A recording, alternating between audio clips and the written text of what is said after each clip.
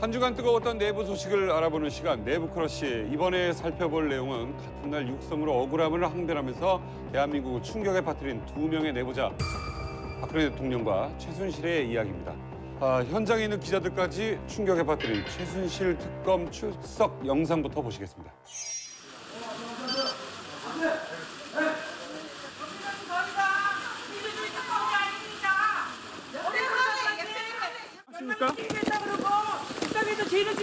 최순실 씨, 여전히 특검이 아닙니다. 그리고 박 대통령은 모든 운동제 힘을 발휘하고 자백을 강요하고 있어요. 이거는 너무 억울해요. 우리 애들까지 다 어리손자까지 이렇게 하는 거는. 출석하면서 많은 걸 외쳤어요. 예. 근데 이게 누구한테 하는 말입니까? 당연히 박근혜 대통령한테 확인하는 거고 또 하나는 그 지지자들, 이른바 이제 박근혜 대통령 탄핵 반대를 하는 그 지지자들한테 내가 이렇게 박근혜 대통령하고 억울하게 엮이고 있다. 특검은 공정하지 않다. 이거를 그냥 아주 처절하게 아주 얘기를 한 거죠. 네. 일단은 좀 운동권인 줄 알았어요. 막 샤우팅하고 나와가지고. 검찰이 또 억울한 민주주의가 저도 깜짝 놀랐어요, 이거. 들어도 새벽은 온데이. 뭐 예전에 어디서 많이 들었던 얘기들인데. 그리고 예. 국민 아줌마가 계시더라고요. 국민 아줌마가. 얘 명하네 한마디 했는데.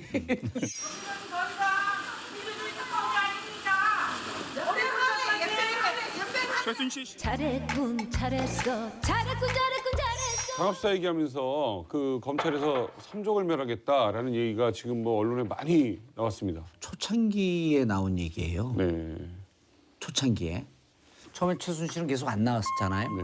그러다 이제 특검이 보면서 최순실만 깔끔하게 입을 열면 상황 종결이다. 이렇게 좀 녹록하게 봤던 것 같아요.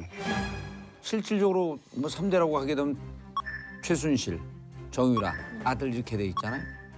그리고 세게 얘기하면서 구속된 상태니까 길을 제압하려고 그랬는데 이거 강압수사네? 되치기를 한 거예요. 그래서 이때 특검에서 움찔했다는 겁니다. 이 시점에서 왜 이 얘기가 지금 급히 나왔냐 하면 박한철 소장이 무슨 얘기를 했냐면 3월 13일까지 끝내주길 바란다라고 하면서 나머지 헌재에 계신 분에게 네. 이게 끝나야 된다라고 하는 가이드라인을 주니까 멘붕에 빠졌다는 거 아닙니까? 그래서 네. 저거를 받아칠 수 있는 가이드라인을 우리도 줘야 되겠다고 하면서 들어가면서 샤우팅을 했고 네. 이걸 받아서 대통령이 팟캐스트에 인터뷰를 한. 네. 그래서 지금은 강대강 전면전이 붙고 있다. 네.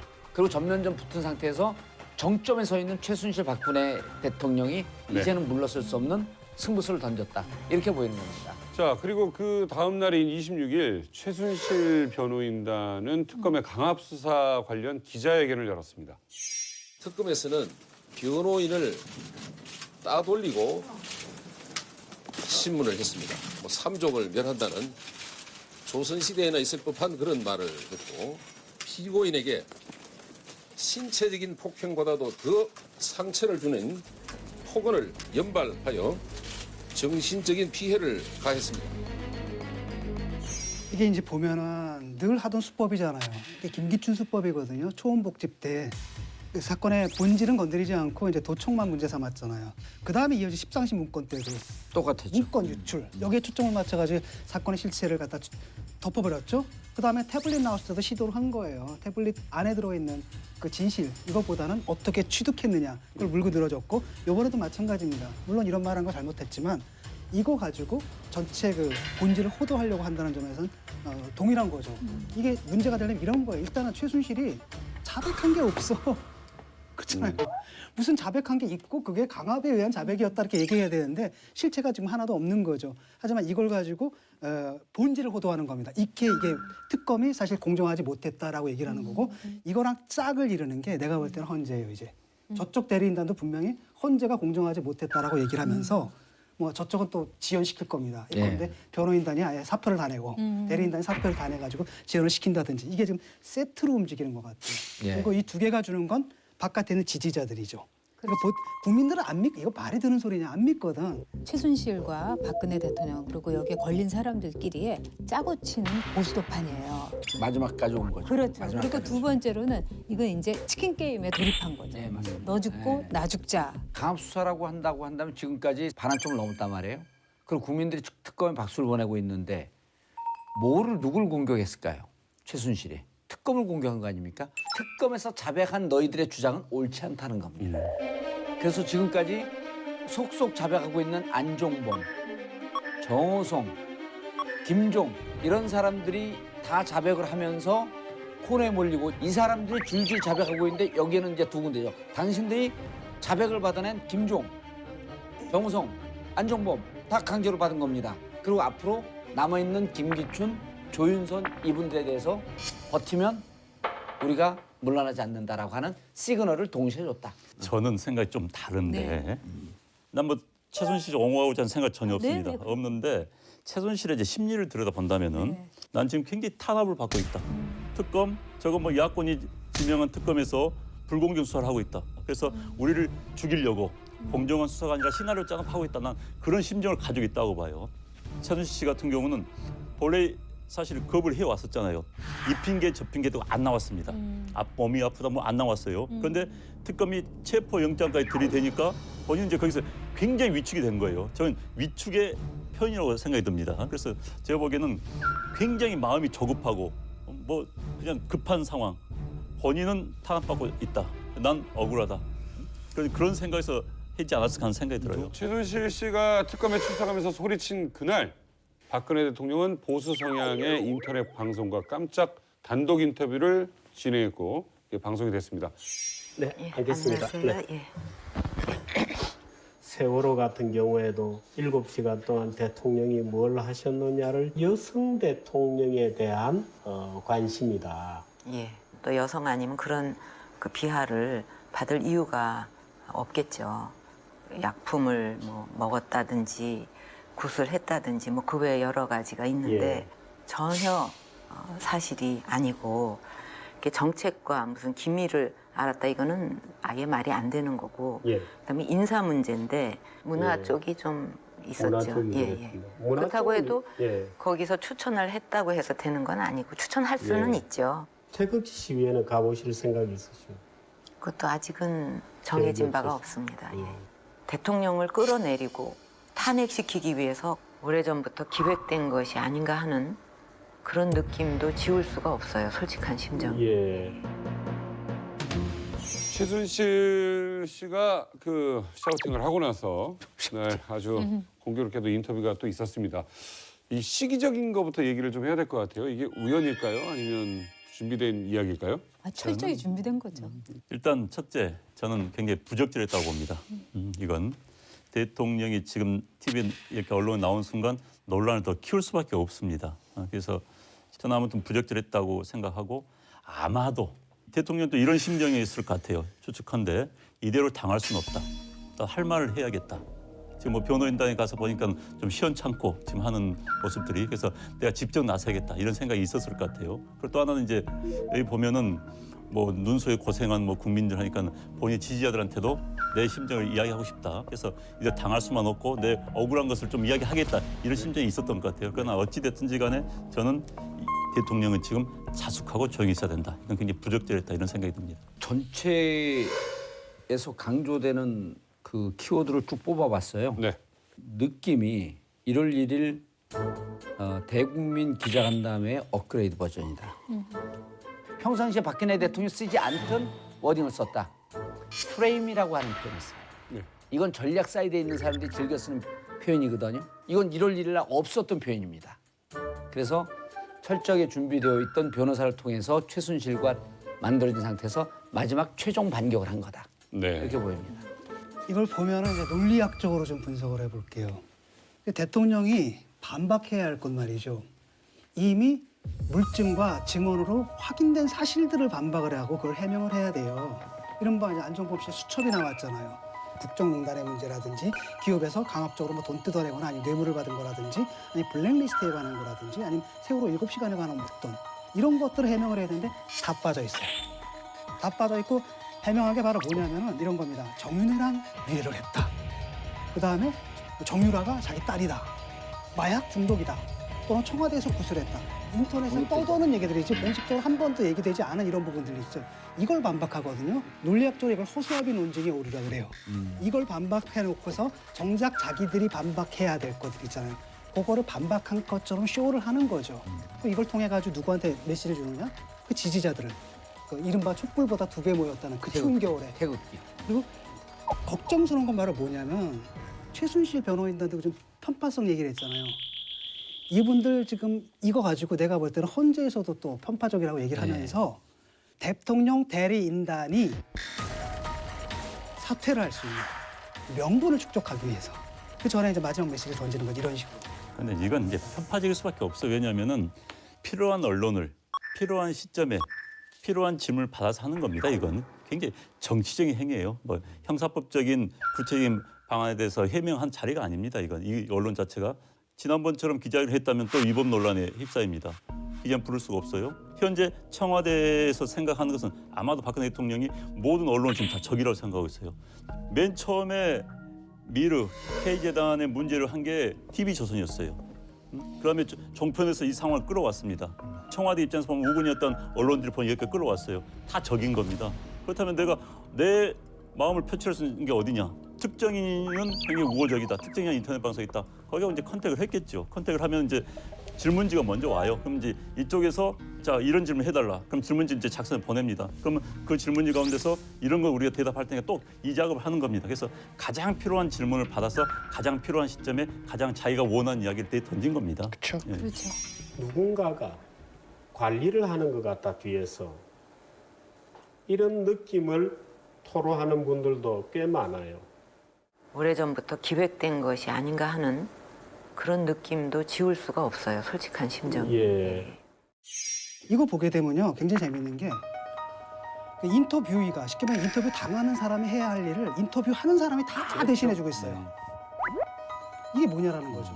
그 다음에 심지어 그 음모론도 그 인터뷰하는 사람이 자락을 깔아줘요. 유도하죠. 유도를 합니다. 그렇게 네. 대답을 하게끔. 이게 뭐냐라는 거죠. 이건 정말 이렇게 언론인으로서 윤리적으로 해서는 안 되는 일을 하는 거예요. 아니 그러니까 이 인터뷰를 통해서 규정을 해버려요. 그러니까 뭐냐면 일단 대통령한테 방어권을 여러 차례 주자고 노력을 했거든요. 특검에서 수사 받아라. 수사는 죄를 찾아내는 과정이기도 하지만 당신이 이렇게 혐의가 있으니 이것을 밝혀라. 해명하는 죄가 기회를 없으면 주는 소명하라라고 하는 거거든요. 그다음 헌재에서 물었잖아요. 피청구인이 헌재 나오겠습니까? 그다음에 헌재에서 여러 차례 당신이 가장 생명권 존중 의무의 위반에 대해서 해명하십시오라고 하면서 여러 차례 기회를 줬는데 그걸 다 깡그리 무시한 거예요. 그러면서 이 상황을 어떻게 규정을 했냐면 빅브라더가 있으면서 기획한 보이지 않는 손이 이 상황을 만들어가고 있다. 말 그대로 블랙리스트 갖고 문학에 장악하고 있었죠. 언론이라고 하는 것은 기울어진 운동장이라고 할 정도로 이미 정부 여당이 장악하고 있었던 상황이에요. 이걸 조직할 수 있는 세력이라고 한다면 당신들이 자기들이 늘 주장하고 있는 우주의 기운밖에 없는 겁니다. 그런데 마치 이게 기획하고 있는 세력이 있다라고 하는 것은 뭐냐면 기획하고 있는 음모를 분쇄하기 위해서 나의 지지자들이야 분기하여 일어나라라고 하는 내란 선동이고 이건 폭동을 선언하고 이건 내전을 통해서라도 헌재의 탄핵을 막으라고 하는 무척 위험한 얘기를 한 거예요. 행동을 하는 거죠. 인터뷰하는 사람이 뭐라 하냐면 우리나라 4대 개혁이 될 대상 국회, 언론, 노조, 검찰 이게 말하면 썩었다는 얘기를 하는 거예요. 네. 그러니까 전제하고 들어갑니다. 두 분 대화에서. 국회, 언론, 노조, 검찰 개혁이 과했습니까? 아니면 모자랐습니까? 그렇게 노력을 했는데도 안 되는 개혁이 또 그렇게 무너졌는데 개혁을 또 할 엄두가 나겠습니까? 국회는 뭡니까? 입법부라는 거예요. 그렇죠? 검찰 사법부고 그다음에 언론, 그다음에 노조 있죠. 노조는 시민사회입니다. 그다음 이제 촛불 집회까지 얘기되면 시민사회 문제죠. 그다음에 여기 류진영 장관 얘기도 나오잖아요. 그리고 그렇죠. 행정부에서 네. 자신이 임명한 장관이에요. 다 거짓말하고 있다라는 거예요. 그러니까 인지 부조화죠. 쉽게 말하면 뭐냐면 이분들은 어떻게 출발하냐면은 각하는 죄가 없다야. 이게 이제 전제 조건이에요. 공리예요. 이건 의심하지 않아요. 그러니까 나머지를 다 거짓말이라고 얘기를 해야 되는 거죠. 그러니까 이러다 보니까 설명을 해야 되잖아요. 어떻게 그런 일이 가능한가? 그때 나오는 게 음모론이에요. 뒤에서 뭔가 전체를 다 조절하고 있다. 그다음에 문제는 뭐냐면 다른 음모론은 그럴듯하기라도 해. 왜냐하면 누가 있잖아. 근데 여기서 물어봅니다. 그럼 그 음모를 갖다 누가 기획했을 겁니까? 누구라고 생각하십니까?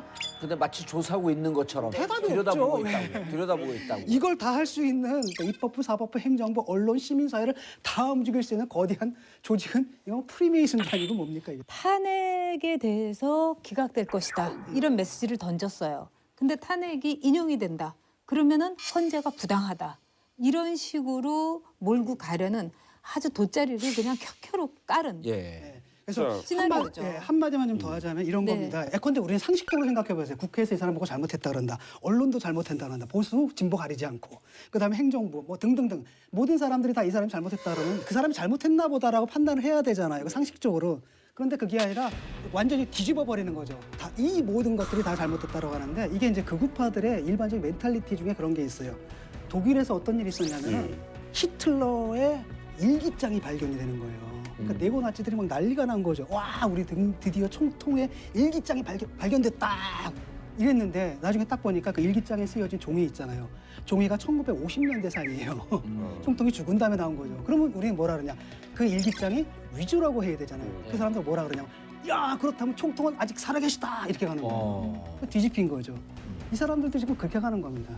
그러니까 좌파나 우파나 극단적 자들 공통점이에요. 그건. 아니, 그러니까 여기에서 저는 1월 1일 날 없던 게 등장하는 게 있어요. 블룸버그 통신에서 개혁 지수 이게 4년 동안 1등을 했다는 얘기를 하는 거예요. 네. 그리고 나는 일을 잘하고 있다라고 하는 일단 그 포지셔닝을 한 거죠. 그런데 일을 잘하고 있는 이 대통령을 음모해갖고 끌어내리려고 하는데 그 음모에서 끌어내리려고 하는 형상은 뭐냐면 여성 대통령이기 때문에 그렇게 되는 거예요. 그러면서 최근에 패러디한 것까지를 묶어서 나를 십자가에 올려서 희생양으로 삼고 있는 모함이 진행되고 있다. 마녀사냥 당하고 마녀사냥 당하고 있다.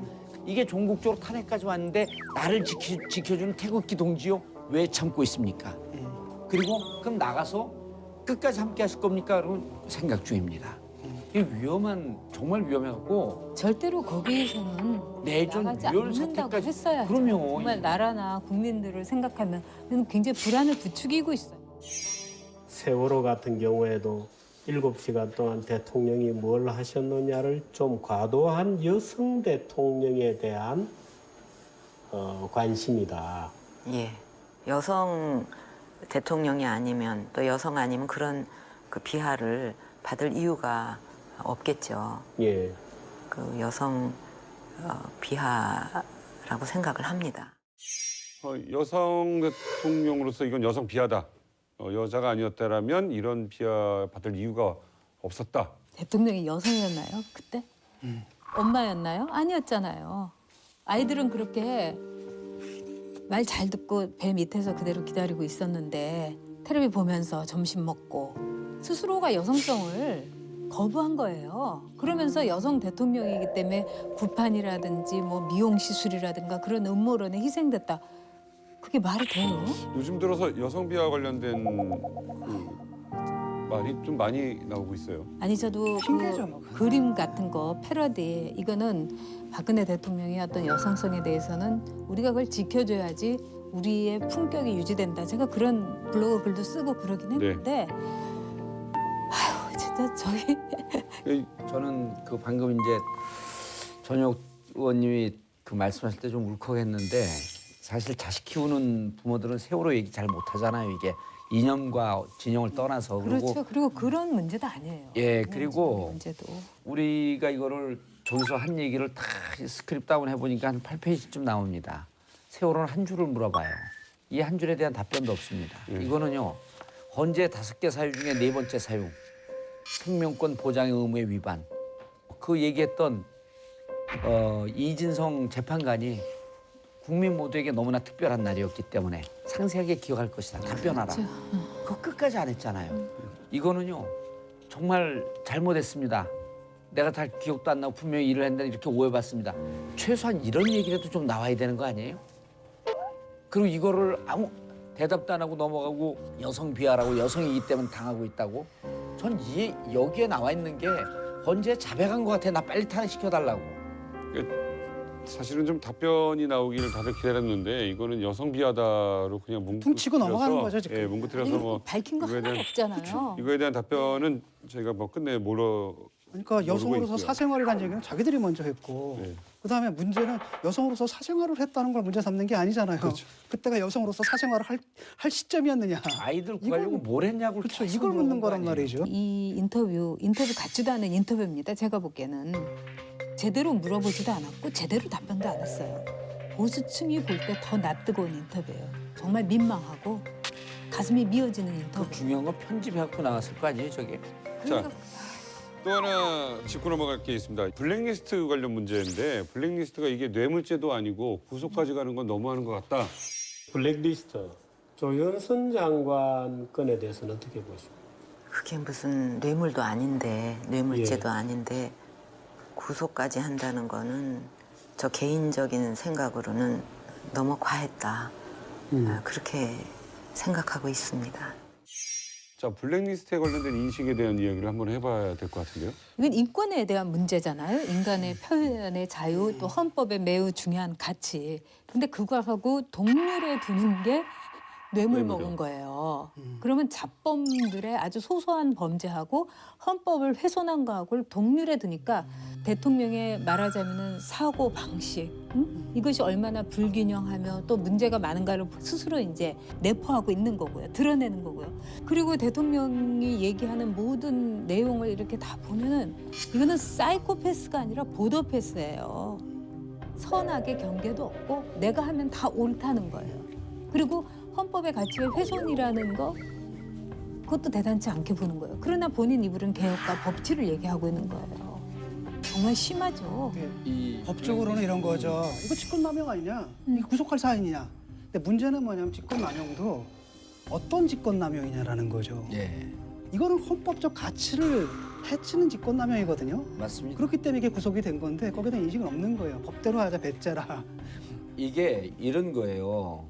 블랙리스트가 그냥 아무것도 없는 국정농단도 없는 상태에서 나오게 되면 이거 진짜 헌법적 가치 위배해서 심각한 문제 있긴 하지만 법정으로서 따져보는데 뭐 이건 심각한 5년 이하의 징역, 뭐 그 10년 이하의 자격정지, 2천만 원 이하의 벌금이니까 이건 구속 사유는 안 됩니다. 이게 일상 상황이면 충분히 얘기가 돼요.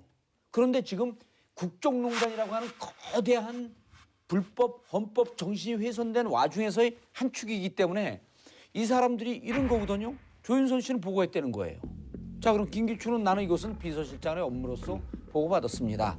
그럼 정점에 있는 김기춘 여기가 구속되거나 혹은 처벌받는 것으로 상황이 종결되는 건데 왜 특검이 이것이 양심의 자유 22조 표현의 자유, 언론의 자유, 문화의 자유, 문화 표현의 자유 이런 거를 왜 걸었겠습니까? 지금 우리의 헌법이 이 정도로 훼손되고 있는 와중에 당신들이 중심축을 형성했습니다.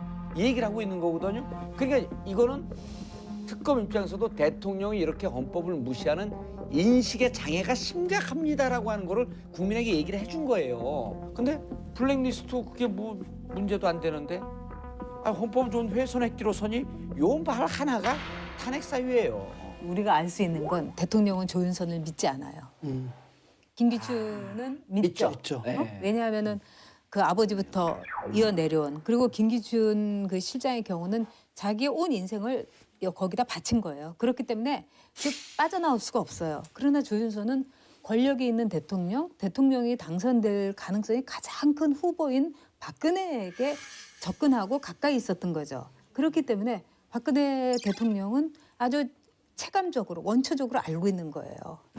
권력이 떨어진 나에 대해서 조윤선은 얼마든지 냉정하게 등을 돌릴 수 있다. 그렇기 때문에 조윤선을 이렇게 같이 묶어가면서 입 다물고 있어라. 그거예요. 유진용 전 장관의 폭로입니다. 청와대가 각 부처 과장 인사까지 다 했다라는 이야기를 했고요. 그런가 하면 박근혜 대통령은 인사 문제를 가지고 청거를 할 수 있다. 최순실이 뭔가 박근혜 대통령 뒤에서 조정을 한 것 아닌가 인정하십니까? 아니요. 공식 라인에서 오는 것도 있고 예. 또 이제 그런 수요가 많이 있을 때는 또 다른 사람도 얼마든지 추천은 할 수 있어요. 인사는 한두 사람이 원한다고 청구한다고 해서 될 수 있는 시스템이 전혀 아니거든요. 예. 인사 관련한 게 그 이번에 특검 수사에서도 좀 들어가는 문제 아닙니까? 그렇죠. 그렇죠. 거기에 대해서는 그런데- 유진용 장관이 팩트를 갖고 얘기를 했지 않습니까? 그럼요. 그리고 이게 그 해임된 이후에 일종의 억하심정으로 스토리를 만들었던 거 아닌가? 라고 하는 얘기를 충분히 그 의심할 수 있어요. 근데 그때 한 언론사에서 다른 걸 취재하다가 이게 그 얻어 걸린 거예요. 국가장들 참 나쁜 사람이라고 하면서 장관을 직접 보고 하고 그거로 끝났습니까?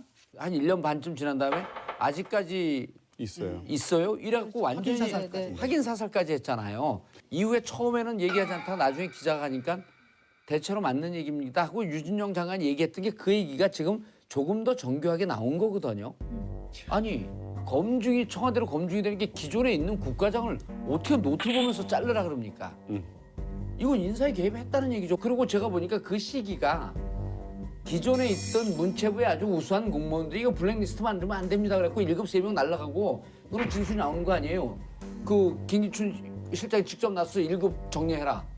그러니까 문체부는 전체 부처 중에서 무슨 창의적이고 좀 문화적이고 그러다 보니까 좀 자유분방해서 그런지 이 철의 통치라는 거에 대해서 가장 튀어나온 모처럼 저항을 하고 있었던 데예요. 그러니까 거기서 손 보는 거 가지고 있어서 나왔던 얘기가 지금 언제 와서 확인되는 거 아닙니까? 야, 근데 어떻게 일국의 대통령이 과장을 찍어가지고 나쁜 사람이라고 그래요. 정말 지금 다들 얘기할 가치를 못 느끼시고 아니 아니 그게 아니라 너무 기가 막혀서 아니 뭐 그 충격을 받으신 이야기할 거예요? 이유가 없잖아. 뭐 충격을 받으신 것 이거 같아요, 하나가 다들. 충격을 받죠. 아니 안영환 원장님은 어째서 말씀이 좀 적으십니까? 처음 나 기본적인 이야기가 처음부터 부적절했다. 근데 이제 우리가 정치를 하다 보면은 자꾸 그런 게 있습니다. 내 지지자들만 보고 정치하는 경우가 굉장히 많아요.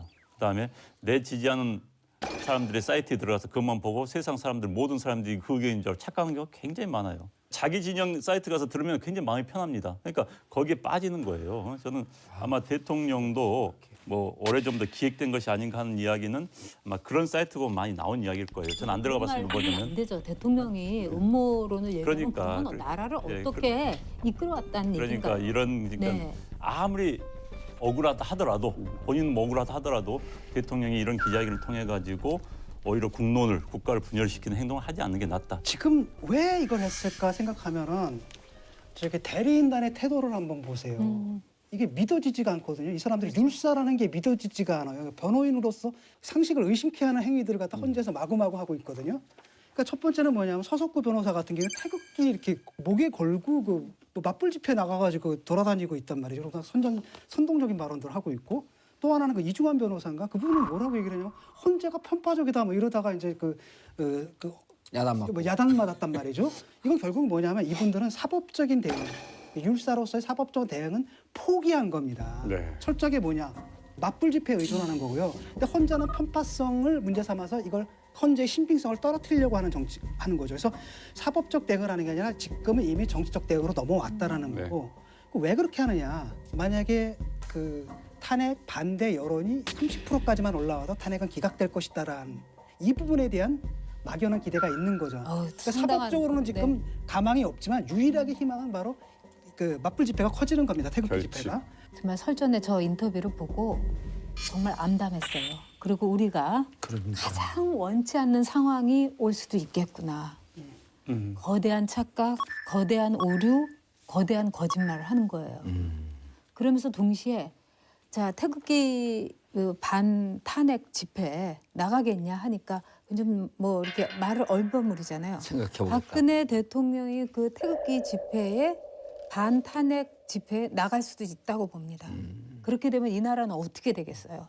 그렇게 이 나라의 안녕과 법치와 자유민주주의를 원한다는 박근혜 대통령이 이런 발언을 하고 이런 인터뷰를 했다는 거는 그분의 안중에는 나라 없는 거예요. 국민 없는 거예요. 저 지금 정말 공감하는 게 솔직히 뭐 청와대나 뭐 이런 관계자들이 이 방송을 본다면은 대통령이 시위에 태극 집회 나오면 대한민국 엎어집니다. 그건 나가야 돼요. 그건 어느 진영의 논리를 떠나서 그건 대한민국 정말 찢어지는 겁니다. 정말 저는 청와대나 대통령도 혹시 이 얘기 든다면 친박단체 시위에 나오려고 생각이 있다거나 한다면 그건 정말 대한민국에서는 안 되는 겁니다. 이게 보면은 인터뷰 내용이잖아요. 상식을 가진 사람이라면 이게 말도 안 된다는 거 다 할 겁니다. 그리고 상식을 가진 사람들한테는 이런 인터뷰를 한다는 게 오히려 역효과를 낼 거라는 거예요. 그럼에도 불구하고 왜 이걸 하느냐. 이걸 믿어줄 사람들이 있단 말이죠. 그렇죠. 맞불 집회 나오는 사람들인데 이 사람들 이걸 왜 믿느냐. 그 사람들은 믿는 게 아니라 믿고 싶은 거예요. 절실하게. 자기들이 갖고 왔었던 어떤 그 정치적인 이념이라는 게 한순간에 무너진 거잖아요.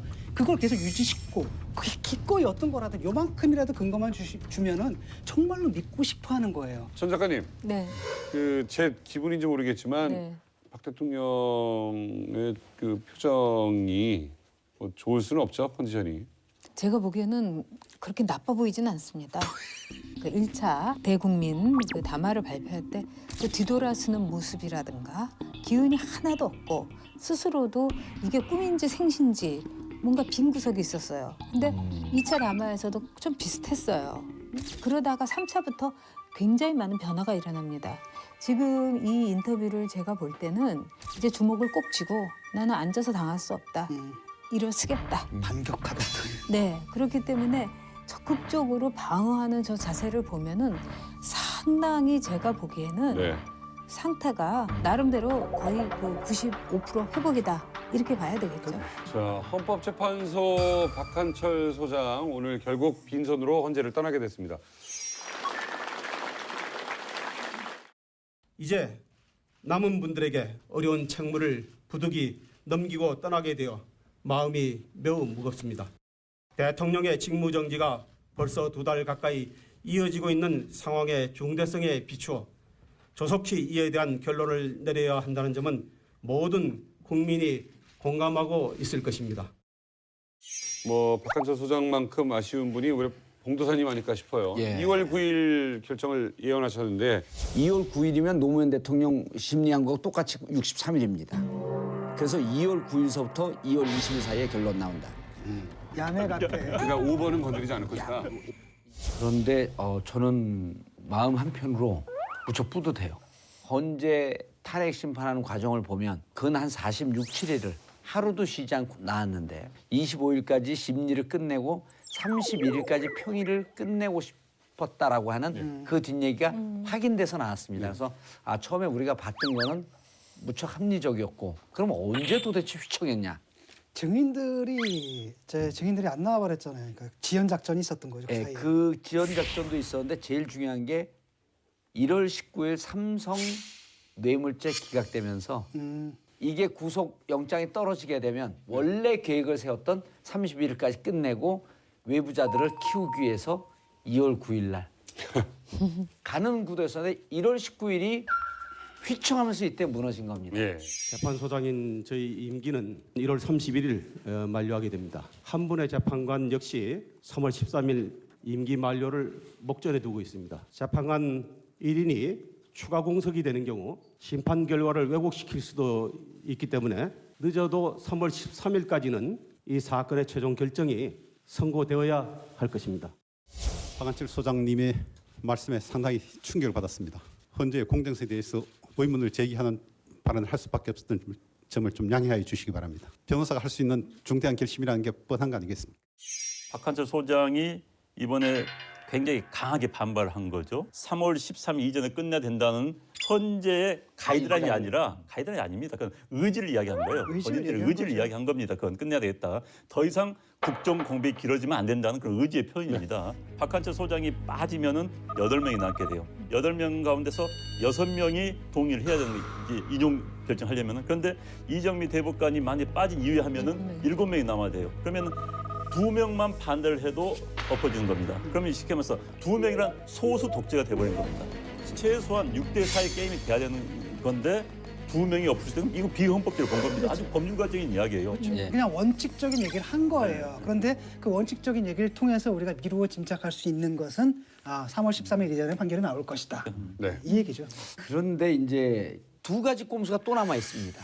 첫 번째로는 대통령이 피청구인이기 때문에 내가 나가서 직접 진술을 하겠다 하고 나온다고 해놓고 네. 그날 대통령이 아프는 겁니다. 그렇죠. 이건 시간을 늘리는 거거든요. 그래서 대통령의 전략은 3월 13일 이후로 밀고 싶은 게 하나 있고 두 번째 대리인들이 전원 다 사퇴를 하는 겁니다. 이거 가능합니다, 법적으로. 이렇게 위중한 상황에 대해서 우리 대리인 지명할 시간을 주십시오. 대리인 할 수가 없으면 안 없는 되는. 겁니다. 대리인 없으면 안 되는 거예요, 이게. 수차 얘기하더라고요. 그래서 이 부분에 대해서 이렇게 꼼수를 끌면서 늘어뜨릴 수 있는데 이제는 헌재는 시간을 끌려고 하는 꼼수로부터 좀 과감성 있게 네.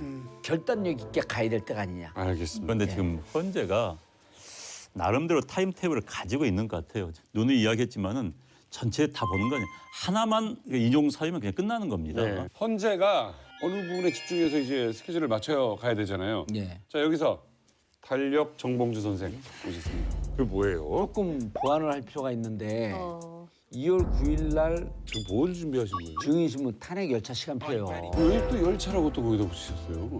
탄핵 열차가 이쪽 저쪽 다니면서 다 구속 열차 실어갖고 사람들을 서울구치소로 데리고 가잖아. 그래서 직접 만드신 거예요? 이번에 돈 좀 썼어요 제가. 좀 실력이 좋아지네. 이것도 돈 쓴 거예요? 미안해요. 노안이 와서. 설명 좀 해주세요. 2월 9일이 증인신문이에요. 요거로 끝나지 않고 양쪽의 대리인들이 최종 그 변론을 합니다. 변론 종결인데 이번엔 딱 찍지 않았어. 틀릴까 봐. 좀 길게 잡았어요. 도사 마음대로 해요, 이런 거. 예, 그래서 이해하세요. 요 하고 왜냐면 피청구인 측에서 이유를 걸었고 뭘 한 번 더 할 것 같아요. 그래서 요 여주를 두고 그래서 요쯤에 결심이 날 것 같다. 요쯤에. 그럼 요쯤에 결심이 나게 되면 2주 시간을 주니까 선고, 인용이냐 기각이냐라고 하는 것은 3월 6일서부터 3월 9일 사이에 이렇게 되면 이쪽에서 세운 일정표 이게 헌재에서 받은 일정표는 아닙니다. 오해하지 말아주시기 바랍니다. 네. 아니 그런데 되게 비슷해요 지금 사람들이. 아니 좀 맞았다고 한번 얘기해 줘. 쪽집게예요. 자, 쪽집게예요. 아니, 예, 아니 왜냐면 요게 이번에는 내 생각 똑같아. 지난번에 네. 사실 말할 때 나 아니라고 봤거든 솔직히. 그래서 요쯤에 결심을 하고 이때 선고를 하면 이제 이게 대선 예상 일정으로 쭉 갑니다. 야, 이번 또 시간표가 또 다른데요? 대선 예상 일정인데 이쪽으로 26일의 가능성이 하나 있고요.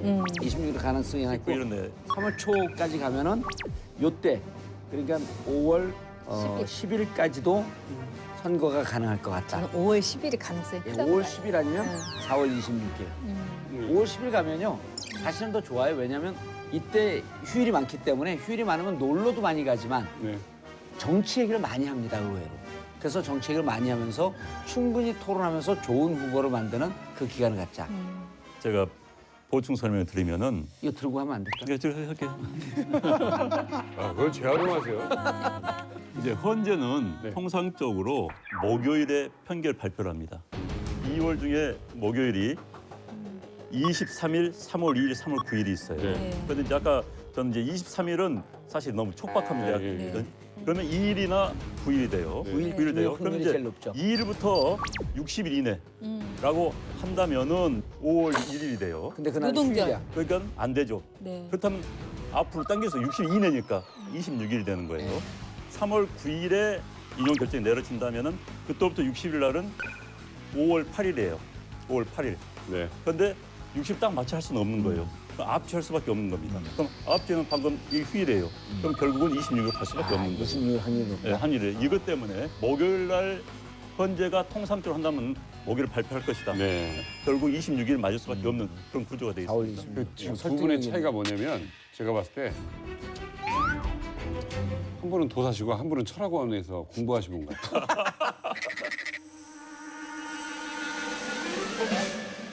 금주의 가장 핫한 내부자를 낱낱이 분석해보는 내부자 집중 분석.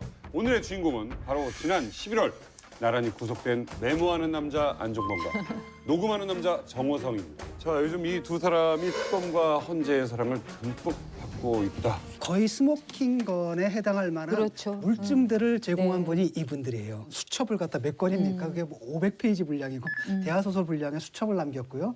또 하나는 거의 뭐 300개에 달하는 녹음 파일을 남긴 분이 또한 정호성이라는 거죠. 거기다 태도를 바꿨어요, 이분들이. 안종범 씨 같은 경우에는 뭐라고 얘기합니까? 역사 앞에서 진실을 말하기로 했다. 이렇게 얘기를 하고 있고 정호성 씨도 지금 술술 자백을 하고 있거든요. 네. 그러다 보니까 특검과 헌재에서는 이제 사랑을 받는 존재가 된 거죠. 근데 재밌는 건 뭐냐면 어떻게 물증을 남겼느냐라는 거야. 난 이게 더 중요하다고 보거든요. 네. 그러니까 찰스 다윈의 종의 기원 이걸로 설명할 수 있는 겁니다. 적자 생존 이론이잖아요. 왜냐하면 적자 열심히 적는 사람만 생존할 수 있는 거예요.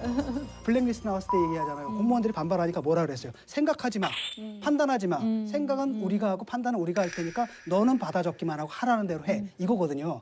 그러니까 사실 안종범 씨 그 수첩을 딱 보게 되면 논쟁하거나 토론하는 흔적이 아니라 완전히 하나라도 빼먹을까 그대로 다 적어놓은 거예요. 그러니까 이것만큼 완벽한 증거가 없는 거죠. 정호성 씨가 녹음한 것도 그거예요. 이분이 워낙 일이 많아가지고 피곤했대요.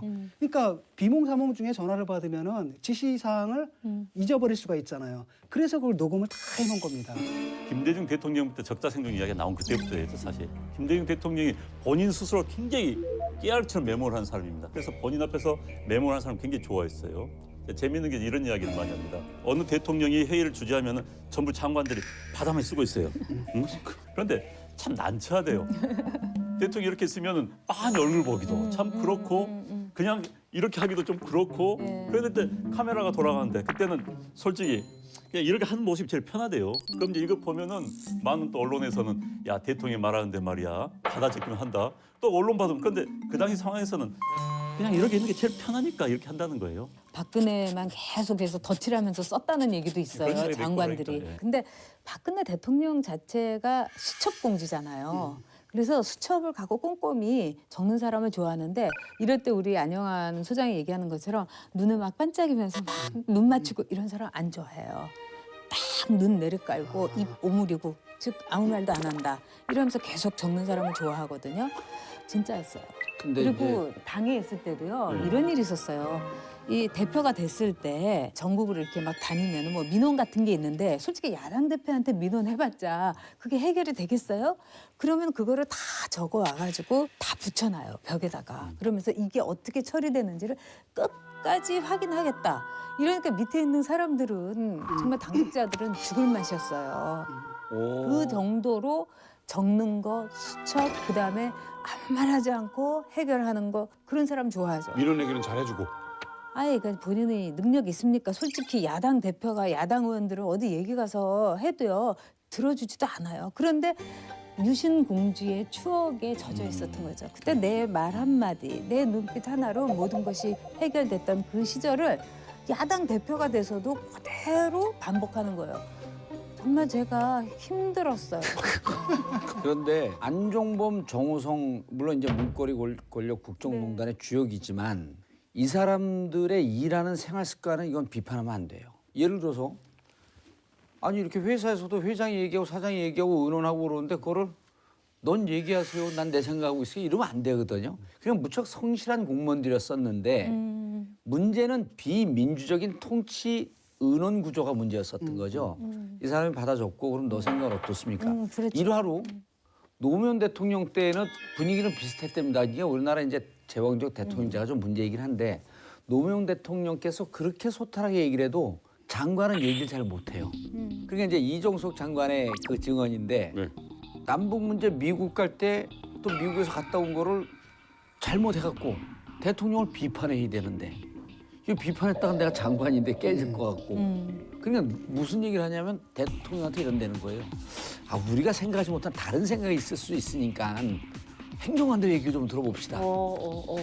근데 그때 이제 행정관 그 국가안보 NSC의 행정관 했던 게 누구냐면 김창수 박사라고 이번 문제 전문가 있는데 행정관들은 데리고 오면 아 뭐 대통령이야 무섭든 말든 한번 보고 말 건데 다 쏟아낸대요. 미국 가서 잘못한 거 첫째, 둘째, 셋째. 안영환 의원이 좋아하는 거 첫째, 둘째, 셋째. 셋째 또 첫째, 둘째, 셋째. 그럼 노무현 대통령께서 얼굴에 울그락불그락한데. 근데 박근혜 대통령이 얘기할 때 안종범이 메모하듯이 그걸 들으면서 노무현 대통령이 다 메모를 한다는 거예요. 샅샅이. 그래서 사실은 메모하는 습관, 상대방의 얘기를 듣고 기록하는 습관은 무척 좋은 건데 저는 여기서 더 또 누가 문제가 있냐고 보면은 수석 비서관들은 대통령이 무서워서 박근혜 대통령을 옹호하는 건 아니지만 쭉 이렇게 얘기할 수 있어요. 그러면 이걸 누가 풀어줘야 되냐면 비서실장이 풀어줘야 되는 겁니다. 근데 비서실장도 대통령 회의가 쭉 가면은 대수비가 대통령 수석 비서관 회의가 있고 실장 수석 비서관 회의가 있는데 거기서도 또 일방적으로 지시라고 받아 적게 하는 거예요. 그래서 저는 이 국정농단의 한 축이 최순실이 있어서 이거는 용서 못할 축이지만 사실은 공직에 있으면서 수석들을 잡고 비서관들을 잡고 이걸 대통령의 호가 호위하면서 이 소통을 막고 민주적 절차를 무너뜨린 김기춘 실장은요. 우리 정치사에서 용서하면 안 되는 사람이에요. 그때 대통령이 쫙 얘기하는데 야 여러분 대통령이 이렇게 얘기했지만 얘기한 거 다 풀어봐. 또 뭐 얘기했냐? 그럼 당신 얘기해봐. 이러면서 사실은 실장이 그거 풀어주는 거거든요. 그러면서 여기서 소통을 시키고 동맥경화를 풀어주고 그래야 되는데 자기가 더 대통령처럼 행동한 거야.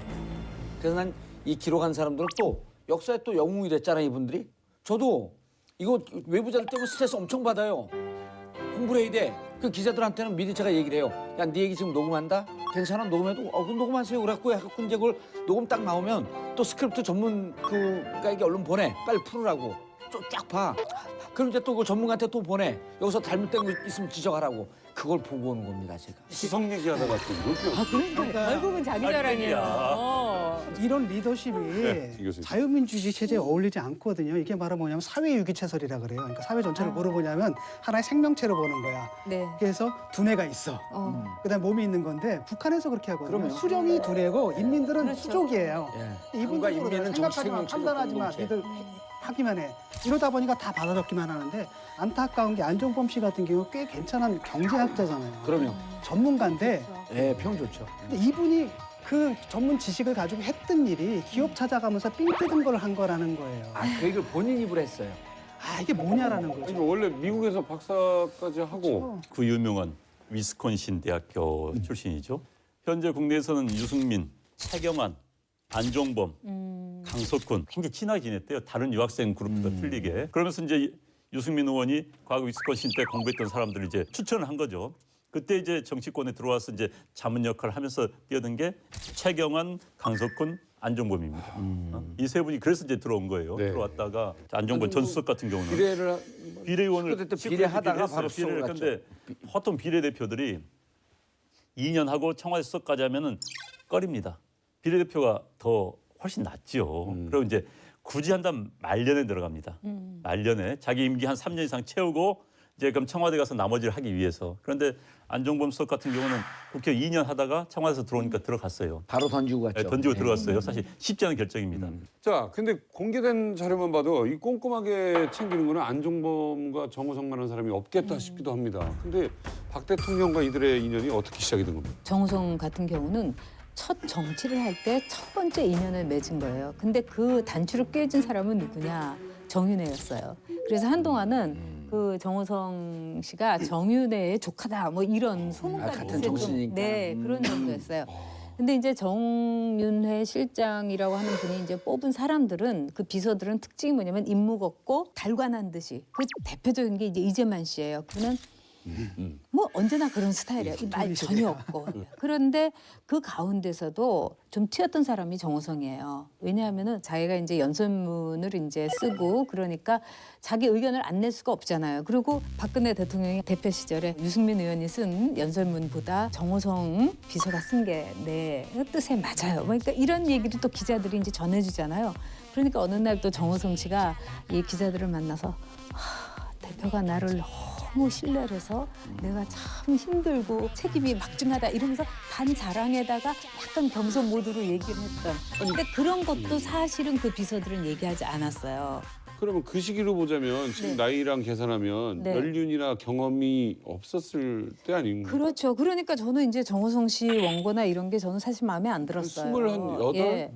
그렇죠. 그런데도 이제 박근혜 대통령은 보세요. 박근혜 대통령이 자기 수준에 맞는 거죠, 그게. 바로 그거예요. 이번에도 구석기 시대가 뭐 청동기 시대로 넘어간 건 돌이 다 없어져서가 아니고 아니 그러니까 우리가 그 논리를 어떻게 따라가겠어요. 근데 그거를 말하자면 알아들은 사람이 그래도 정호성. 안종범 씨 같은 경우는 과거 그 지역의 국회의원이었던 김석원 씨. 김석원 씨의 이제 수행 비서였어요. 그러다 이제 김석원 씨가 물러나고 재보궐선거가 있으니까 그 지역을 잘 알기 때문에 그대로 수행비서로 합류를 하게 되면서 인계가 된 이렇게 거죠. 된 예. 거죠. 그런데 이제 정호성 씨는 굉장히 차분하고 말이 적고 그렇기 때문에 사실 이 일에 치였다고 그래요. 메시지 쓰는 줄 항상 피곤해하고 일에 치여가지고 딴 겨를이 없었답니다. 게다가 결정적으로 술을 못 마신다고 그래요. 예. 정호성 씨는. 그런데 이제 이재만 씨와 저기 안봉근 씨는 좀 술을 좀 마시고 그런데 거기서도 이제 이재만 씨는 말 없이 술 먹는 스타일이고 좀 그런 스타일이 좀 있었다고 그래요. 네. 안종범 전 수석의 수첩을 가지고 예. 박 대통령 변호인단 측에서 이게 증거 채택이 되느냐 또 안 되느냐 이걸 가지고 좀 갑론을박이 있었어요. 예. 근데 이게 결국 증거가 채택이 됐고 일부는 이제 언론에 공개가 됐습니다. 예. 그거를 이렇게 보면서 참 그 마음이 이렇게 무너져 내린다고 할까요? 박 대통령이 얘기한 게 다 거짓말이었다는 게 적나라하게 드러내는 거예요. 대통령이 지시를 정확하게 합니다. 근데 자가 줄기 세포인데 그걸 자기 줄기 세포로 했는데 그것마저도 안종범 수석이 자기 줄기 세포로 그대로 받아 썼어요. 그건 뭘 얘기하냐면 거기 있는 건 그대로 대통령의 말 그대로 100% 위조 지폐를 만든 거예요. 위조 지폐는 더 잘 만들어도 안 되는 거예요. 지금 이 자가 줄기 세포는 굉장히 많은 부작용이라든가 종양 문제 또는 면역 체계가 흐트러지는 굉장히 위험한 거예요. 근데 그거를 전향적으로 부작용이 나와도 밀어붙여라. 어떻게 대통령이 마치 우리가 공상과학 영화에서 나오는 무시무시한 그 시도를 그냥 밀어붙이라고 했는가? 정말 국민이 안중에 있었던가? 그래서 참 이렇게 보면서 너무나 위험천만한 일을 우리가 그나마 이 정도에서 넘겼구나. 저는 그런 생각이 들었습니다. 예.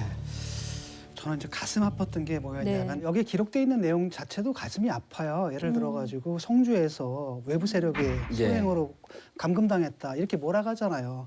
어떻게 한 나라의 대통령이 국민을 갈라칩니까? 그것도 굉장히 가슴 아픈데 더 가슴 아픈 건 뭐냐면 그 성주 지역이라는 데가 어딥니까? 경북이잖아요. 전폭적으로 정말 전폭적으로 지지하는데 거기서도 갈라치니까 더 아팠던 건 뭐냐면 이분들이 표식을 달았어요. 우리 지역 사람들. 데모하면서 시위를 하면서 우리 지역 사람만 시위한다고 딱 보여주려고.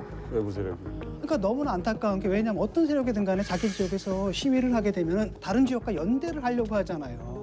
스스로 끊어요. 그 정부의 지침 있잖아요. 그런 식의 반공 이데올로기에 충실하게 행동하면서도 항의는 또 해야 되는 거죠. 이걸 딱 보니까 정말 슬픈 코미디다 이게. 트래직 코미디죠. 비극적이면서도 코미디. 아니 어느 세력이 시위를 하면서 외부 세력 오지 말라. 이럴 수가 있어요. 외부 세력 와라. 같이 하자. 이렇게 달라고. 하는 게 원래 정상인데 대한민국 국민 중에 외부자가 누구? 그러니까 그것도 웃기죠.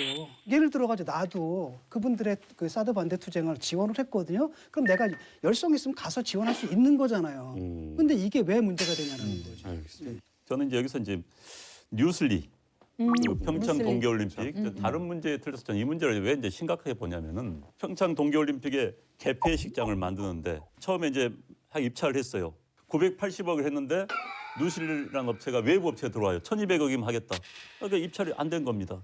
그래서 결국은 거기를 단가를 맞출 수 있는 업체가 없으니까 조양호 평창올림픽 조직위원장이 대림에게 간청을 합니다.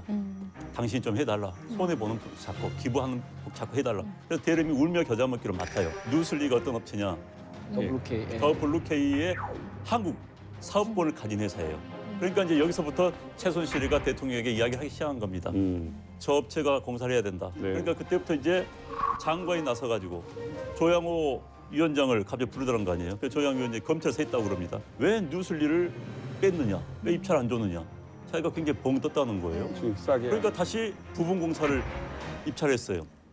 냈어요. 그러니까 뉴슬리를 주려고도 했는데 토지 자격이 안 되는 거예요. 이게. 선정 기일도 못 맞추고 그다음에 1차 프레젠테이션인데도 안 나타났다는 거예요. 아이고. 그래서 또 탈락을 시켰어요. 그래서 결국은 장관이 조양호 위원장한테 나가라. 그 맥락은 추측을 볼 때 아마 뉴슬리를 채택 못했기 때문에. 그럼 왜 뉴슬리가 문제냐? 바로 최순실의 회사가 뉴슬리의 국내 사업을 가지고 있었기 때문에. 결국 그렇다면 뭐냐?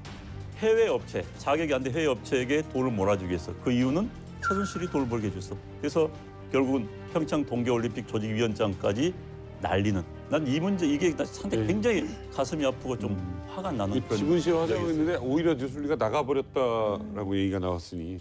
이제 또 보면은 나는 박근혜 대통령 생각도 있을 수 있겠지만 오히려 최순실과 김기춘의 생각이 그대로 이 메모에 녹아든 거 아닌가 하는 생각이 드는 거예요. 수첩안에. 수첩안에. 뭔데요?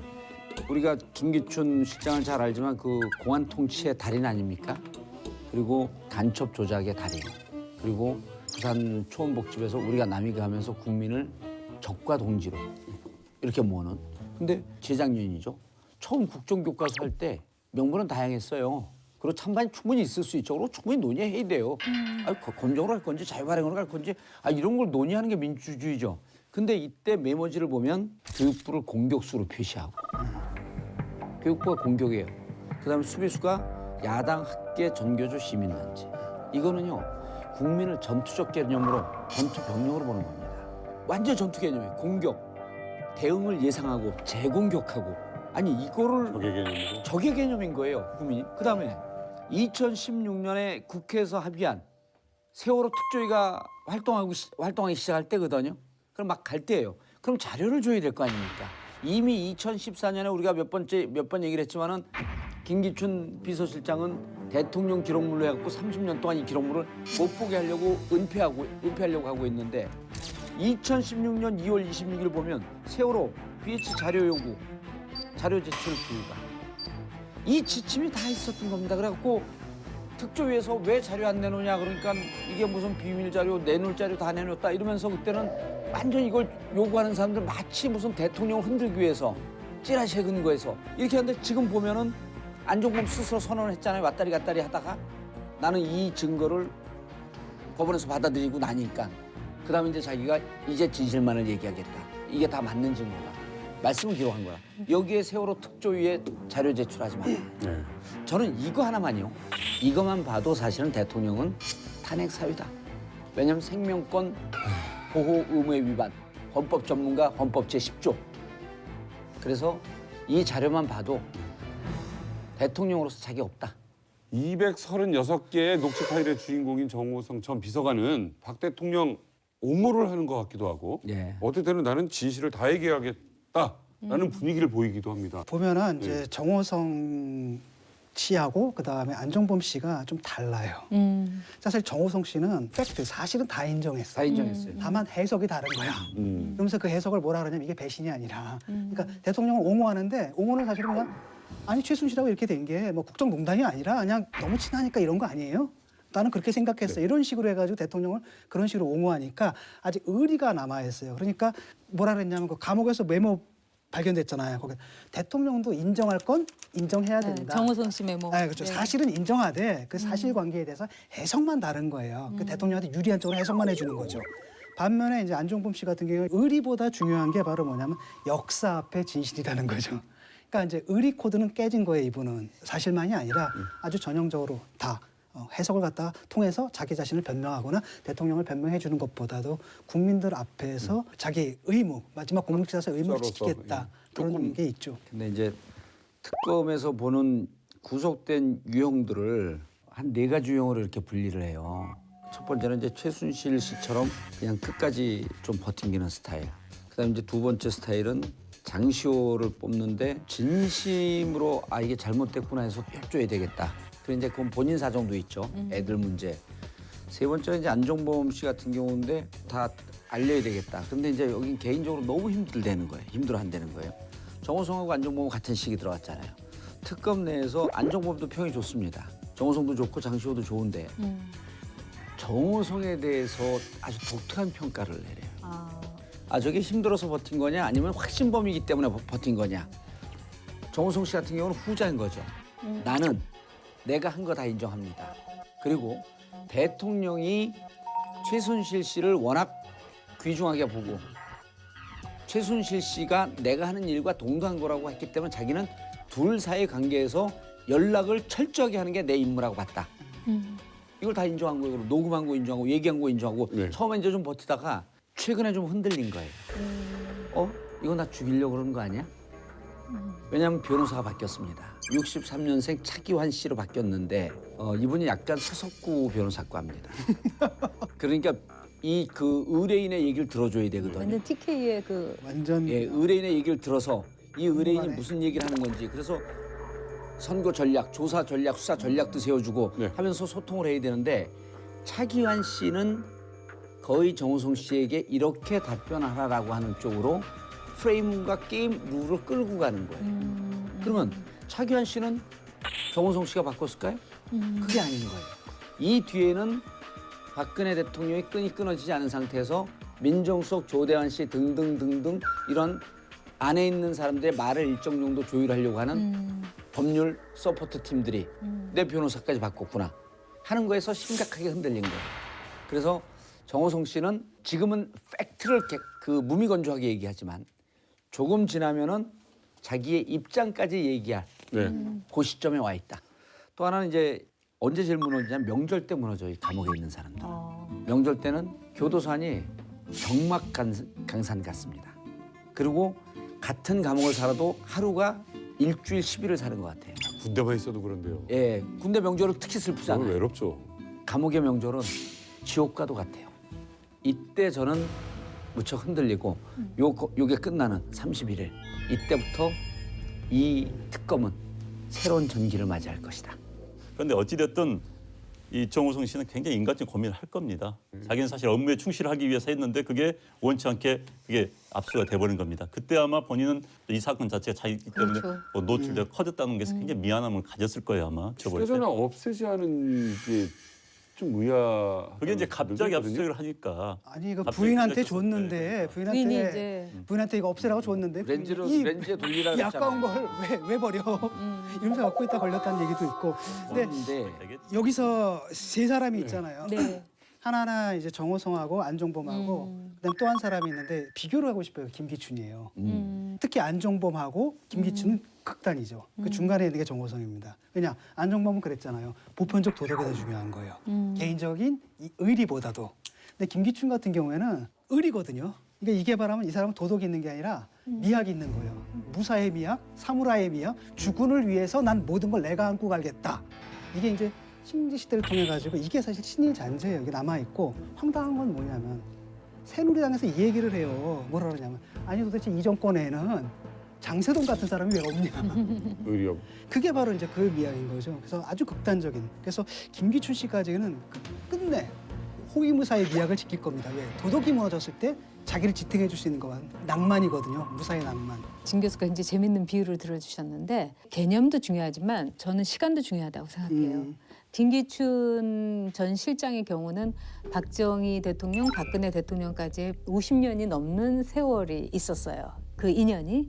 정호성은 20년이에요. 그리고 안종범 수석은 2년 정도, 그리고 오다 가다 이랬기 때문에 그 깊이라든가 그 끈끈함을 비교할 수가 없죠.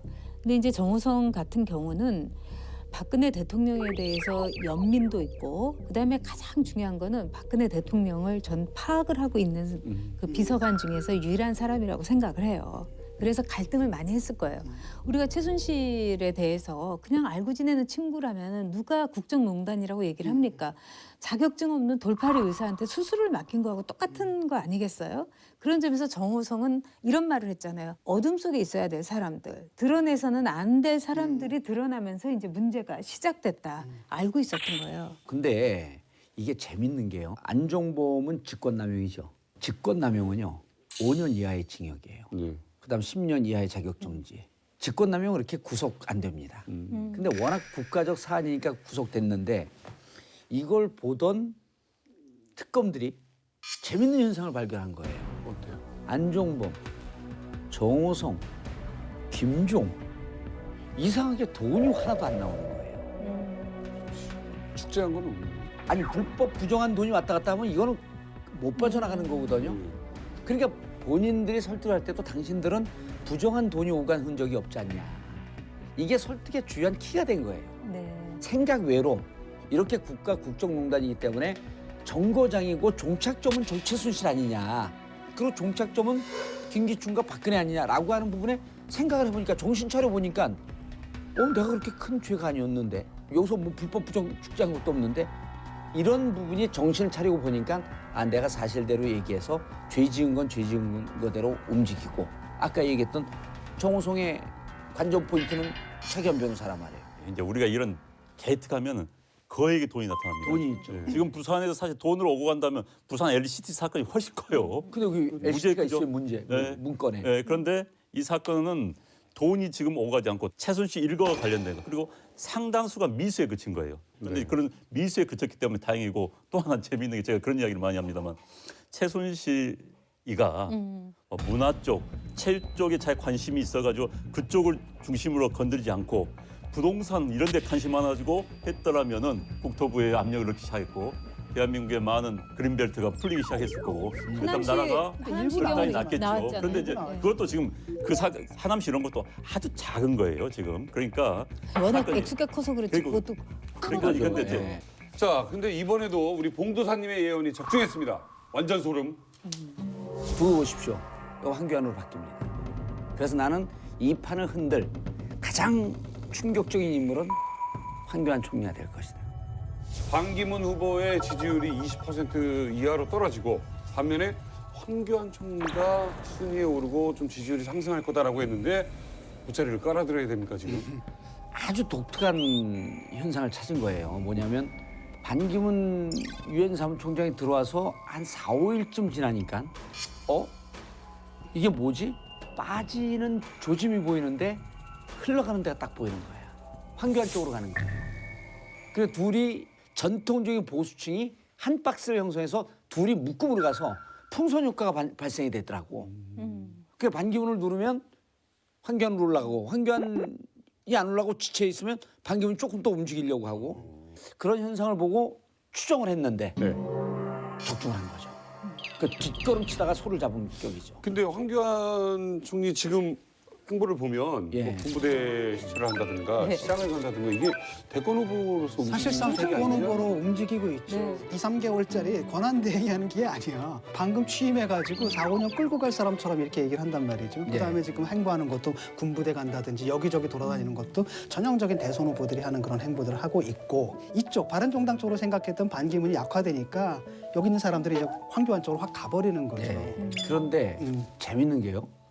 황교안 총리가 막 대선 주자처럼 대통령처럼 행동하는 게 우리가 보면 저 양반 왜 그러면 좀 우습잖아요. 근데 이 메시지가 먹힌다는 거예요. 그렇죠. 네. 또 여의도에서 지금 빅텐트룸 관련해서 어떤 시나리오가 있는지 좀 설명 좀 해주시죠. 세력을 먼저 봐야 돼요. 야, 이 텐트 안에 들어올 사람들 누구야? 이걸 보고 텐트를 치는 거거든요. 네. 텐트에 이제 기본 폴이 있잖아요, 가운데. 그 가운데가 누구냐라고 하는 걸 먼저 봐줘야 되는데 한쪽이 바른정당 세력이고 간단하게 얘기하면 그다음에 국민의당에서 안철수 갖고는 안 된다고 보는 잠복 세력이 있고 손학규 그다음에 뭐 정운찬 이런 등등 무소속에서 하면서 제3의 길이라고 주장하는 사람도 있고 여기에는 더민주에 있으면서 나갈 생각도 있는 김종인도 이쪽에 있어요. 이거 무소속이 한 그룹이 있고 그럼 세 그룹이 나왔잖아요. 그다음에 또 한 그룹이 있습니다. 새누리당에서 비박이지만 아직 나가지 않은 세력들. 네. 그래서 요 네 개의 세력이 나경원 등. 등 그 네 개의 세력이 텐트를 치자라고 하는 건데 이런 거예요. 중심이 바른정당은 우리가 중심이 돼서 반기문 와라. 네. 반기문은 아니다. 내가 중심이 될 테니까 내 중심으로 모여라. 네. 하는 게 있고 그러니까 국민의당은 아직까지는 텐트론을 얘기 안 하고 있어요. 네. 그다음에 또 하나는 무소속의 손학규. 이거는 몸값을 늘려야 되니까 내 중심으로 모여라. 그래서 네 개의 세력이 이 텐트에 들어갈 사람들이다. 네. 다만 중심에 가장 강력한 게 반기문입니다. 가장 강력한 게. 근데 새누리당에서 기존에 있는 이분들이 우리한테는 황교안이 있다. 구심력이 또 있는 거죠. 그래서 더민주는 굿이나 보고 떡이나 먹자. 나는 근데 말이 빅텐트지. 빅텐트가 가능하지 않다고 보는 게 네. 일단은 안철수라는 분은 나옵니다. 그러니까 어떤 무조건 상황이 나와요. 된다라도 무조건 나오게 돼 있단 말이죠. 그러니까 그쪽은 배제하게 되는데 그쪽을 빼게 되면 사실 이게 텐트가 옛날 보수권으로 돼 있기 때문에 그 자체가 사실 의미가 없는 거고 그다음에 김종인 씨가 따라 나가느냐 아니거든요. 이번에도 만나가지고 뭘 요구를 했냐면은 반기문한테 정권을 달라. 근데 반기문이 미쳤어 너한테 정권을 주게? 그 재미가 50은 줄 거야. 거거든요. 50은 줄 거야. 이랬단 말이죠. 그러니까 왜 안 가겠다고 좀 떨어져 나온 상태란 말이죠. 무슨 대단한 뭐 명분이 있는 것도 아니고 대의가 있는 것도 아니잖아요. 반기문 씨는 어떻게 생각하냐면은 일단은 뭐 그 민주당에서 좀 오고 그다음에 저기 새누리당에서 좀 오고 이렇게 해서 자기가 먼저 이렇게 만든 다음에 텐트를 조그맣게 만들어서 그걸 가지고 바른정당에 지분 들어가겠다. 협상하겠다. 지분 협상을 하겠다. 이거죠. 예. 그런데 이제 여기 자꾸 이제 사고의 틀이 후보 중심으로 생각한다면 어렵습니다. 도저히 못 당한다면 2, 3, 4등은 힘 합칠 수밖에 없습니다. 김종인 씨가 만약에 나온다면은 민주당이 굉장히 타격이 됩니다. 단순히 의석 몇 석의 의미가 아니에요, 그건. 민주당이 굉장히 타격이 될 수가 있겠죠. 그래서 그 김종인 나왔을 때 예를 들어서 뭐 박지원 대표라든지 새누리당 김무성 대표라든지 이런 분들이 세력 대 세력으로 간다라고 한다면은 가능성이 없지는 않다. 저는 그렇게 생각하는 거죠. 일리 있어요. 안철수는 절대로 양보할 수가 없는 사람이에요. 왜냐하면은 2번 양보했잖아. 그래서 뭐 맨날 철수만 하냐 이런 비난을 받았다가 한 번 안 양보해서 국민의당으로 승리를 했던 이런 치욕이 있는 분이거든요. 네. 또 하나 더 중요한 건 뭐냐면 지지 세력이에요. 예컨대 그 국민의당 지지 세력이 이걸 원하지 않는다라는 거죠. 예컨대 그 바른정당과 연대라든지 맞아요. 반기문과 연대를 갖다 할 경우에 이 지지 세력들이 그대로 표가 옮겨가겠느냐 절대로 그렇지 않다라는 겁니다. 빅텐트론의 결말을 텐트에 비유한다면 예. 어떤 텐트에 비유하시겠습니까? 그래서 사실 가위바위보에서 이긴 사람 얘기합시다. 아니 아까 얘기했는데 가위바위보. 얘기해. 쿨하다. 해외 아주 깨끗하게 생각하네. 그만해. 자, 전 작가님 얘기해 주세요. 안 돼. 아니야. 이거는 룰을 위반하는 거야. 룰 MC고 이걸 아니 황교안이야? 아니 전 작가님 얘기해. 이걸 어부질이라 그러지. 전 작가님 얘기해. 왜냐면 뭘로 보는 거야 MC를? 아니 우리 촛불심이야 우리. 저 뭐 하는 거야? 아니 누나 얘기하는데 그럼. 뭐 하는 거야 동생들이. 저는 네. 빅텐트가 떴다방이 될 가능성이 크다고 봐요. 막 여기 텐트가 한 서너 개 있다가 어느 날 그냥 슉 없어질 거라고 봐요. 이거 자체가 떴다방이에요. 이게 왜 중요하냐면 이 포인트가 얘기네요. 적어도 이 사람들 정치 시계는 대선을 치르는 것처럼 포장진 보이지만 마음의 시계는요 2020년에 가 있습니다. 총선이죠. 내 총선에서 내가 살아남을 것인가라고 하는 것. 또 하나 2018년 대선 치르고 요 다음 이듬해 지방선거로 어떻게 갈 것인가라고 하는 것에 대한 양자의 생각이 계속 공존하고 있는 거예요. 그러다 보니까 대선 잘 치르자고 딱 만들어 놓고 아닌가벼 딱 빠져도 자기들은 등 따스고 배부른 세비가 나오고 있잖아요. 전 이제 빅텐트가 이렇게 될 가능성은 없다고 봐요. 텐트 쳐보면요. 가지고 가는데 안 맞아. 세우려고 하면 뭐 찌그러지고 해. 그래서 맞아요. 이걸 기둥 세우려면 딱 맞으면 금방 아주 튼튼한 텐트가 되는데 안 맞으면 골치가 아픈 겁니다. 예. 근데 이것은 여러분이 전혀 몰라. 여러분이 몰라요. 손학규 그다음에 반기문 그다음에 바른정당 이분들의 성향을 보면 그 안에서 떡 놓치니까 나온 분들이에요. 떡 뺏기니까. 그래서 무척 이해타산의 그 밝은 사람들인데 이분들이 나를 포기하면서 가서 안철수하고 경선에서 이기는 사람 밀어줄까? 바른정당 갖고 반기문이 유승민하고 하고 그거를 용인하면서 반기문이 그다음에 밀어줄까요? 이미 이해 중심적인 사고로 가 있는 사람들이기 때문에 결국은 찢어진 텐트 된다 이런 얘기예요. 그런 전망도 가능해요. 예. 저는 그 주택가 공터에 세워진 유엔 난민촌 텐트라고 생각을 해요. 멀쩡한 집에서 잘 사는 사람들한테 모여라 이러는 꼴이라는 거죠. 그럼 누가 가겠어요? 지지율로 봤을 때 문재인 후보가 가장 튼튼하고 럭셔리한 글램핑을 세웠다면 제대로 공격하고 있는 잠룡은 누구일까요? 민주당 당내 후보가 아닌 후보들 가운데서는 현재 안철수 후보가 가장 강하게 공격을 하고 있는 편이죠. 뭐 반기문 전 사무총장 같은 경우는 자기 지금 아까를 하기 굉장히 힘든 상황이에요. 워낙 지지율이 지금 정체 내지는 뭐 하락하고 있고 본인이 지금 한국에 지금 적응 기간을 거치는 그런 과정입니다. 제가 보기에는. 저는 반기문 전 총장이 엄청나게 이제 공격 모드로 이제 갈 거라고 봐요. 이 양반은 이제 한국에 올 때 호텔 글램핑을 이제 예약을 하고 왔다고 생각을 하는 거예요. 근데 그 안에 딱 있는 분이 이제 문재인 전 대표인 거예요. 그렇기 때문에 이 반기문 전 총장이 뭐라냐면 내가 오래 살았기 때문에 나 많이 겪었다 하는데 이래 가지고는 진짜 불쏘시개도 못합니다. 왜 그러냐면 예전에 그래도 레이건은 먼데일이 나이가 고령 아니냐 이랬을 때 나는 당신의 미성숙과 젊은 나이를 공격 대상으로 삼지 않겠다. 이 정도는 치고 빠져야 되는데 오래 살았으니까 정말 이거 코미디인 거예요. 그렇기 때문에 사람이 몰리게 되면은 아주 강력하게 나오는 수밖에 없을 거예요. 제가 저 반기문 형이 이랬을 거예요. 문재인 대표 훌륭하다. 참 훌륭한데 국내 정치에 올인하면서 고생했다. 우물한 개구리 노릇할 때 난 세계를 보고 왔다. 네. 반기문 총장한테서 전화 올 것 같아. 우리 캠프의 좌장으로 모시겠다고. 황교안 쪽에 좋을 것 같은데요. 그래요? 저는요 둘을 단일화시키고 싶어요. 알겠습니다. 자, 유승민 후보의 말도 이슈가 됐어요. 문재인 후보 이미 대통령 된 것처럼 행동한다. 그래봐야 지지율 30%다. 그 사태에 대한 객관적인 기술이라기보다는 대선 주자로서 그냥 이렇게 딱 던져보는 기싸움. 말이고 깁싸움이고 그다음에 사실 그 여론조사 결과 이미 나왔잖아요. 그러니까 1대1 구도에서 지금 문재인 후보가 뭐 57%, 그렇죠. 그다음에 예. 3자 구도에서도 57, 56, 50, 7% 예. 이렇게 받고 있거든요. 그래서 지금 다자 구도와 1대1이나 3자 구도 이거는 완전히 또 다른 얘기라는 건 본인도 알고 있는데 그러면 그 뭐예요? 상대가 딱 하는데 저 사람 다 됐어. 이렇게 얘기할 거야? 일단은 이제 별거 아니야 이렇게 얘기를 해야죠. 비슷한 이야기겠지만은 기본적으로 문재인 후보는 좋아하는 사람과 싫어하는 사람이 굉장히 극과 극에 있는 그런 후보입니다. 그렇기 때문에 현재 전체적인 구도 자체가 만약 구도를 문재인 대 반문재인 구도 큰 틀에서 짠다면 중도가 몽땅 그건 희망 사항일 수도 있겠지만 몽땅 핀다면은 뭐 30%대에서 머물 수도 있다는 그런 기대치를 표현할 수 있다고 그렇게 보겠죠. 그러니까 정치적 수다와 기대치가 포함된 그런 이야기다 이렇게 보면 될 것 같습니다. 그렇죠. 근데 이제 유승민 의원 같은 경우는 이 일종의 창의 추억이 있을 거예요. 이회창의 데자뷰.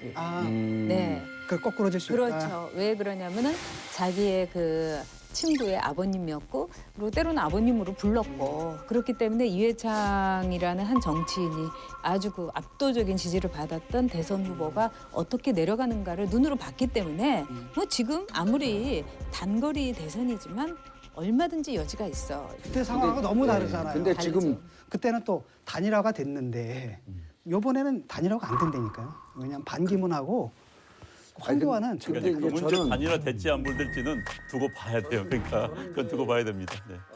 그런데 문재인 선수가 근데 봉도사님 저는 위기를 한 번은 맞을 수 있을 것 같아요. 전 맞아야 된다고 봐요. 예. 네. 이제 가장 큰 위기의 그 도사리고 있는 그게 뭐냐면 호남 정서. 근데 지난번 대선에서 문재인 후보가 뭐라고 얘기했냐면 세 번째 부산 대통령을 만들어달라 이렇게 얘기한 거예요. 그럼 그걸 듣는 호남의 이 유권자들은 그럼 우리가 뭐냐? 우리는 너한테 표를 주고 그렇지만 호남을 배려한 게 뭐가 있느냐? 이래서 지금 호남 정서라는 거는 상당히 복잡해요. 예. 그래서 거기에 대해서 문재인 후보가 연정이라든가 텐트를 쳐야 될 그런 필요성이 전 더 크다고 봐요. 호남의 반문 정서에 대해서 조금 얘기를 좀 하고 싶어요. 이게 이제 굉장히 강조하잖아요. 특히 국민의당에서 엄청나게 강조하는데 제가 볼 때는 그런 어법 자체가 굉장히 낡았다. 예. 왜냐 분명하게 왜냐면 지역 대결은 지금 사라지고 있어요. 객관적으로 없어요. 왜냐 호남에서도 지금 문재인을 지지하는 분들이 2배예요. 그럼요, 맞습니다. 안철수 이게 어떻게 갈려지냐면은 지역으로 갈리는 게 아니라 세대로 갈려요. 그래서 나는 문재인 후보가 호남 전체를 옛날처럼 끌어당기는 건 이제 가능하지도 않고 또 하나는 바람직하지도 않다고 봐요.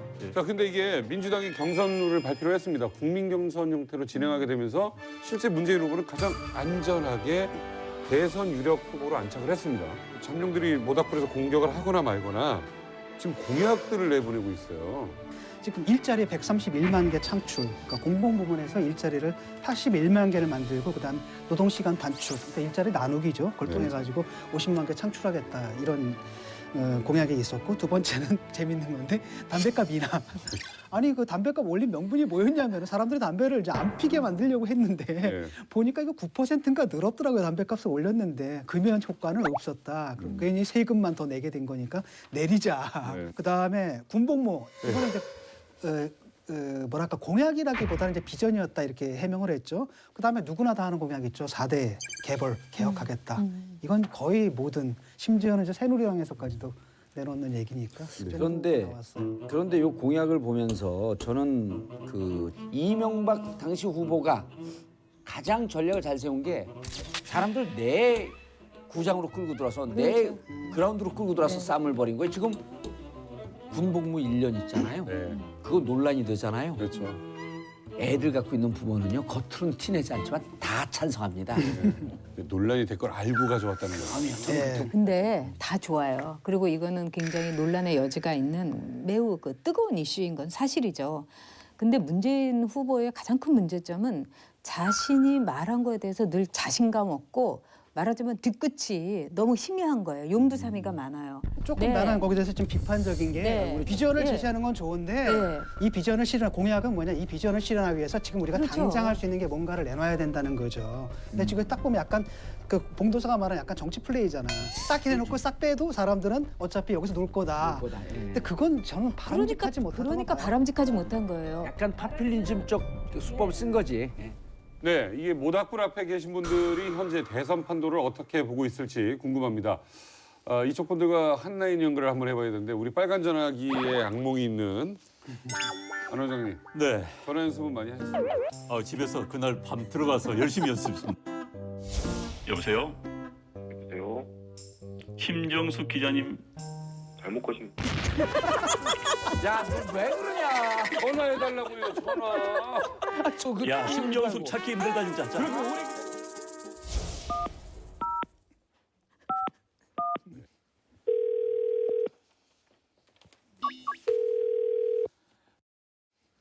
여보세요? 예, 안녕하세요. 남경필 시사님. 저 안용환입니다. 아, 오랜만입니다. 아이고, 요즘 오랜만입니다. 잘 보고 있습니다. 요즘 네, 얼마나 바쁘세요? 출마 선언하고 아주 바쁘게 다니고 있습니다. 그러니까 제가 매스컴 통해서 잘 지켜보고 있습니다. 네, 응원 많이 해주세요. 네네. 끊는 거예요? 끊는 분위기. 끊는 분위기. 그게 아닙니다. 그런 것 같은데. 끊었어. 자, 안녕하세요. 안 끊었어요. 저 외부자들 개그맨 남희석입니다. 예. 네, 안녕하세요. 예, 안녕하세요. 남씨 집안에서 또 이런 인물이 계셔서 참 감사합니다. 아, 그래도 우리 남희석 씨가 있어서 유명한 분이 있어서 다행이에요. 그래도 제가 한번 좀 해볼게요 또. 이제 본격적인 당내 경선에 들어갈 거 아닙니까? 그렇습니다. 어떤 전략을 하면은 이길 수 있다고 확신하는 건지. 제가 보니까 통틀어서 저만큼 용기 있는 후보 없는 것 같아요. 아하. 말과 약속은 많은데 이걸 해본 사람이 별로 없어요. 제 자랑 이렇게 해도 되는지 모르겠지만 정치 경험도 많아요. 실질적인 성과 이런 것들이 있으면서 도지사 하면서 깊이 고민해봤고 해결해봤고 하는 장점이 있고요. 앞으로 대선 국면에서 토론을 통해서 실력 있네 이런 업적도 했네라는 게 많이 알려지면 지지율은 올라갈 거로 봅니다. 네. 네. 근데 이제 이번에 이제 문재인 후보에 대해서 아주 날선 비판을 하셨잖아요. 무엇보다도 문재인이 없다 이러는데 그럼 남경필은 뭐죠? 저는 쉽게 얘기하면 제가 얼마나 모자란 게 많은지를 아는 게 남경필입니다. 저는 혼자 못해요. 저는 지금도 연정을 해서 여야가 함께 일을 같이 하고 있는데요. 저는 대통령이 되면 제가 저보다 훨씬 훌륭한 분들을 모셔서 같이 함께 연정하고 협치하는 그런 정치를 하겠습니다. 바로 총리를 그래서 안희정 그 후보를 총리를 네. 시키겠다고 이런 말씀도 하셨죠? 거꾸로 그 얘기도 했어요. 네.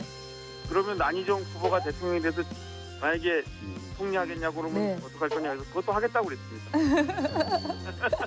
오늘 남경필 도지사님 전화 연결 감사합니다. 네, 감사합니다. 네, 고맙습니다. 감사합니다. 언젠가부터 언론에 조윤선 전 장관 쌩얼 이런 얘기가 나옵니다. 그거야말로 진짜 인신비하가 아닌가 싶습니다. 블랙리스트라는 메이크업 뒤에 숨겨진 진짜 민낯이 궁금할 따름이죠. 우리 외부자들도 배우에 아무도 없다라는 것을 공개하기 위해서 준비를 한 게 있습니다. 뭘까요? 이게 뭐야? 뭘까요? 이게 뭐야? 나 뭐해? 나도 안 가.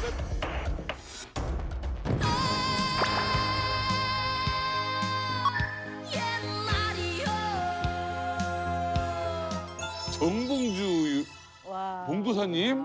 변신이다. 머리가 지금 더 많네. 홍콩에서 배우 생활할 때. 아니, 내가 풍성교를 개발해갖고 머리가 다 난 거야. 풍성교 교주 아니야. 그럼 우리 신명사진이 한 장 준비가 되어 있습니다. 신동사진 저 뭐예요? 제 주민등록증 사진인데 이게 아니, 물에 언제? 빠뜨려가지고 그러니까 천녀유원 출연 당시인가요? 천녀유원. 죄송합니다. 너무 놀려서. 아까 난 편집이 한 표. 제가 볼 때는 오늘 심령 사진이 마지막 나갈까?